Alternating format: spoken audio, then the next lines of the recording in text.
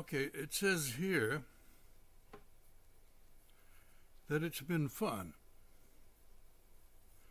It's been cringeworthy. It's been devastating.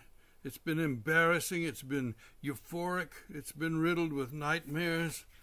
It's been funny. It's been a trail of flops. It's been sexy. It's been full of love. It's been about children and art.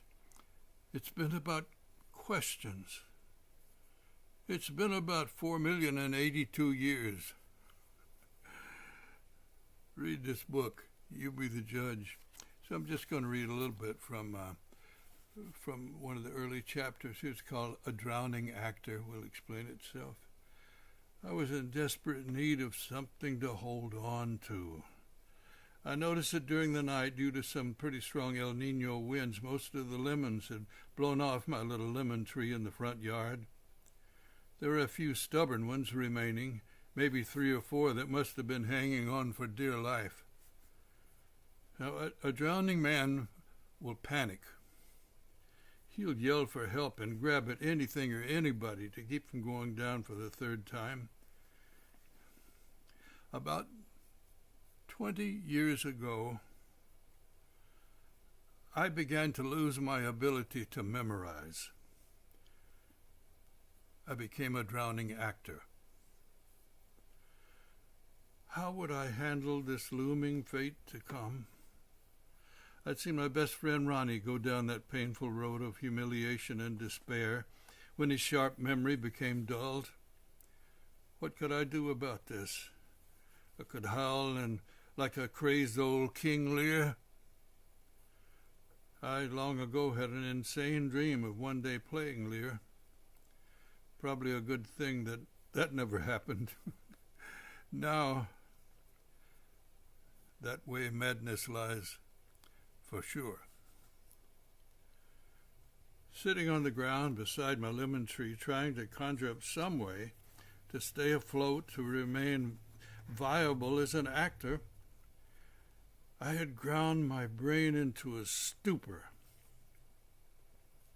So I stretched out on my back and watched a herd of white sheep as they grazed their way across an otherwise clear blue Southern California sky. I followed the puffy sheep as they became longer and thinner while continuing their migration east.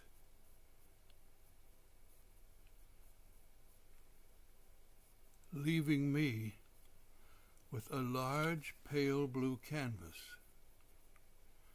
How might I fill that canvas with wonder, I wondered.